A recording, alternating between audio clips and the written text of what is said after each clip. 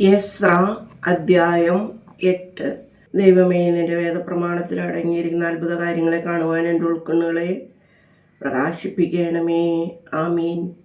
അർത്തഹഷ്ത് രാജാവിൻ്റെ കാലത്ത് ബാബേലിൽ നിന്ന് എന്നോടുകൂടെ പോന്ന പിതൃഭവനത്തലവന്മാരും അവരുടെ വംശാവലികളും ഫിനേഹാസിൻ്റെ പുത്രന്മാരിൽ ഗർശോം, ഈതാമാരിൻ്റെ പുത്രന്മാരിൽ ദാനിയേൽ, ദാവീദിൻ്റെ പുത്രന്മാരിൽ ഹത്തൂഷ്, ഷെഹന്യായുടെ പുത്രന്മാരിൽ പരോഷിൻ്റെ പുത്രന്മാരിൽ സെക്കറിയ, അവനോടുകൂടി വംശാവലിയിൽ എഴുതിയിരുന്ന 150 പുരുഷന്മാരും പഹത്ത് മോവാബിൻ്റെ പുത്രന്മാരിൽ സെരഹയുടെ മകൻ എല്ലേഹോവേനായിയും അവനോടുകൂടെ 200 പുരുഷന്മാരും ഷെഹന്യായുടെ പുത്രന്മാരിൽ യഹസിയേലിൻ്റെ മകനും അവനോടുകൂടെ 300 പുരുഷന്മാരും ആദിൻ്റെ പുത്രന്മാരിൽ യോനാഥാൻ്റെ മകനായ ഏബേദും അവനോടുകൂടെ 50 പുരുഷന്മാരും ഏലാമിൻ്റെ പുത്രന്മാരിൽ അദല്യായുടെ മകനായ യേശായായും അവനോടുകൂടെ 70 പുത്രന്മാരും ശഫത്യായുടെ പുത്രന്മാരിൽ മിഖായേലിൻ്റെ മകനായ സബ്യാദ്യായും അവനോടുകൂടി 70 പുരുഷന്മാരും യോവാബിൻ്റെ പുത്രന്മാരിൽ യെഹീയേലിൻ്റെ മകനായ ഓബദ്യായും അവനോടുകൂടെ 218 പുരുഷന്മാരും ശെലോമിത്തിൻ്റെ പുത്രന്മാരിൽ യോശിയയുടെ മകനും അവനോടുകൂടെ 150 പുരുഷന്മാരും ബേബായിയുടെ പുത്രന്മാരിൽ ബേബായിയുടെ മകനായ സക്കറിയായും അവനോടുകൂടെ 28 പുരുഷന്മാരും അസ്ഗാദിൻ്റെ പുത്രന്മാരിൽ ഹക്കാദാൻ്റെ മകനായ യോഹന്നാനും അവനോടുകൂടെ 120 പുരുഷന്മാരും അദോനിക്കാമിൻ്റെ അവസാനത്തെ പുത്രന്മാരും എലീഫേലെത്ത്, യെയീയേൽ, ശെമയ എന്നിവരും അവരോടുകൂടെ 60 പുരുഷന്മാരും ബെഗായിയുടെ പുത്രന്മാരിൽ ഊദായിയും സബൂദും അവരോടുകൂടെ 60 പുരുഷന്മാരും. ഇവരെ ഞാൻ അഹഫായിലേക്ക് ഒഴുകുന്ന ആറ്റിനരികെ വരുത്തി. അവിടെ ഞങ്ങൾ 3 ദിവസം പാളയമടിച്ചു പാർത്തു.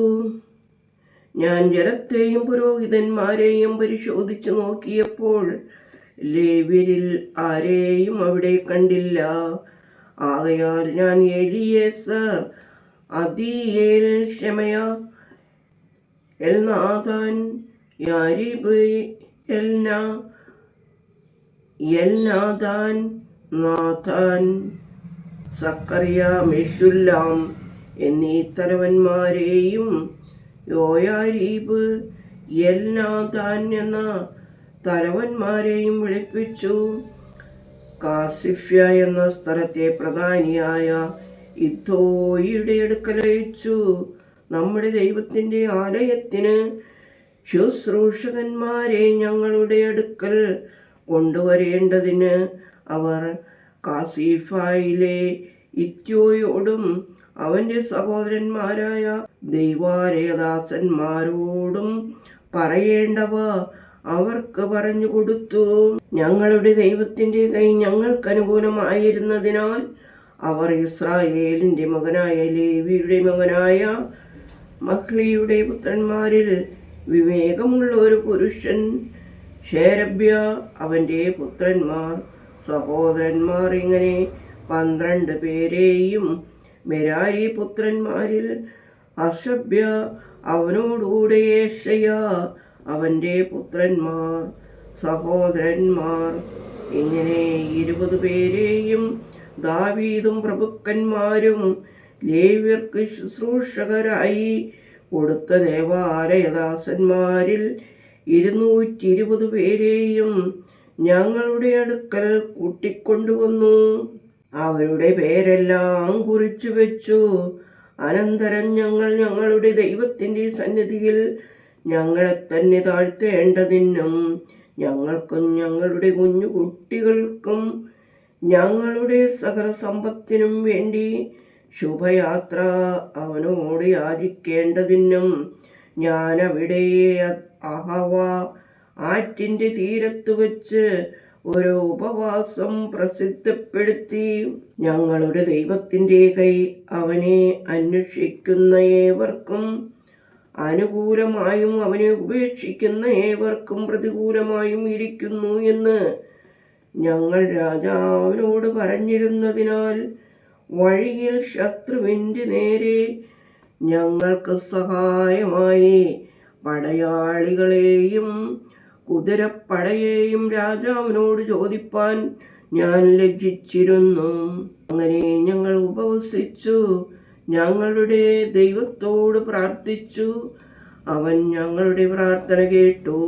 പിന്നെ ഞാൻ പുരോഹിതന്മാരുടെ പ്രധാനികളിൽ ശെരബ്യായെയും ഹശബ്യായെയും അവരോടുകൂടി അവരുടെ സഹോദരന്മാരിൽ 10 പേരെയും ഇങ്ങനെ 12 പേരെ തിരഞ്ഞെടുത്തു. രാജാവും അവൻ്റെ മന്ത്രിമാരും പ്രഭുക്കന്മാരും അവിടെയുള്ള ഇസ്രായേലെല്ലാം നമ്മുടെ ദൈവത്തിൻ്റെ ആലയത്തിന് അർപ്പിച്ചിരുന്ന വഴിപാടായ വെള്ളിയും പൊന്നും ഉപകരണങ്ങളും ഞാൻ അവർക്ക് തൂക്കിക്കൊടുത്തു. ഞാൻ അവരുടെ കയ്യിൽ 650 താലന്ത് വെള്ളിയും 20 താലന്ത് പൊന്നും 1000 തങ്കക്കാശും 20 പൊൻപാത്രങ്ങളും പൊന്നുപോലെ മിനുക്കിയ നല്ല താമ്രം കൊണ്ടുള്ള പാത്രങ്ങളും തൂക്കിക്കൊടുത്തു. ഞാൻ അവരോട് നിങ്ങൾ ദൈവത്തിന് വിശുദ്ധന്മാരാകുന്നു, ഉപകരണങ്ങളും വിശുദ്ധം തന്നെ. വെള്ളിയും പൊന്നും നിങ്ങളുടെ പിതാക്കന്മാരുടെ ദൈവമായ കർത്താവിന് ഔദാര്യദാനമാകുന്നു. നിങ്ങൾ അവയെ യെരൂശലേമിൽ ദൈവത്തിൻ്റെ ആലയത്തിലെ അറകളിൽ മഹാപുരോഹിതന്മാരുടെയും ലേവ്യരുടെയും പ്രധാനികളുടെയും ഇസ്രായേലിൻ്റെ പിതൃഭവന പ്രഭുക്കന്മാരുടെയും മുമ്പിൽ തൂക്കി ഏൽപ്പിക്കും വരെ കരുതലോടെ സൂക്ഷിച്ചു കൊള്ളണം എന്ന് പറഞ്ഞു. അങ്ങനെ പുരോഹിതന്മാരും ലേവ്യരും ആ വെള്ളിയും പൊന്നും ഉപകരണങ്ങളും യെരൂശലേമിൽ ഞങ്ങളുടെ ദൈവത്തിൻ്റെ ആലയത്തിലേക്ക് കൊണ്ടുപോകേണ്ടതിന് തൂക്കുപ്രകാരം ഏറ്റുവാങ്ങി. യെരൂശലേമിന് പോകുവാൻ ഞങ്ങൾ 1-ാം മാസം 12-ാം തീയതി ഹാവോ ആറ്റിങ്കിൽ നിന്ന് പുറപ്പെട്ടു. ഞങ്ങളുടെ ദൈവത്തിൻ്റെ കൈ ഞങ്ങൾക്ക് അനുകൂലമായിരുന്നു. അവൻ ശത്രുവിൻ്റെ കയ്യിൽ നിന്നും വഴിയിൽ പതിയിരിക്കുന്നവരുടെ കയ്യിൽ നിന്നും ഞങ്ങളെ കാത്തുരക്ഷിച്ചു.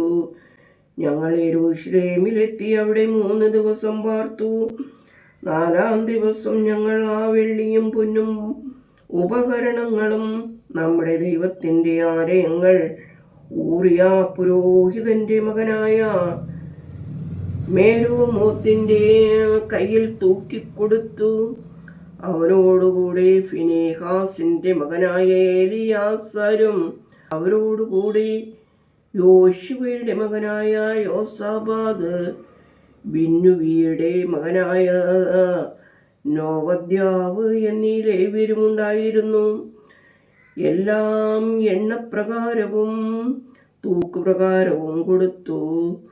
തൂക്കമെല്ലാം ആ സമയം തന്നെ എഴുതി വച്ചു. പ്രവാസത്തിൽ നിന്ന് മടങ്ങി വന്ന പ്രവാസികൾ ഇസ്രായേലിൻ്റെ ദൈവത്തിന് ഹോമയാഗങ്ങൾക്കായിട്ട് എല്ലാ ഇസ്രായേലിനും വേണ്ടി 12 കാളയെയും 96 ആട്ടുകൊറ്റനെയും 77 കുഞ്ഞാടുകളെയും അർപ്പിച്ചു. അതെല്ലാം കർത്താവിന് ഹോമയാഗമായിരുന്നു. അവർ രാജാവിൻ്റെ കൽപ്പനകൾ നദിക്കിക്കരെ രാജാവിൻ്റെ സ്ഥാനപതിമാർക്കും നാടുവാഴികൾക്കും കൊടുത്തു. അവർ ജനത്തിനും ദൈവത്തിൻ്റെ ആലയത്തിനും ആവശ്യമായ സഹായം ചെയ്തു. ദൈവമേ, സ്തുതി നിനക്ക് യോഗ്യമാകുന്നു. പാർഗമോ.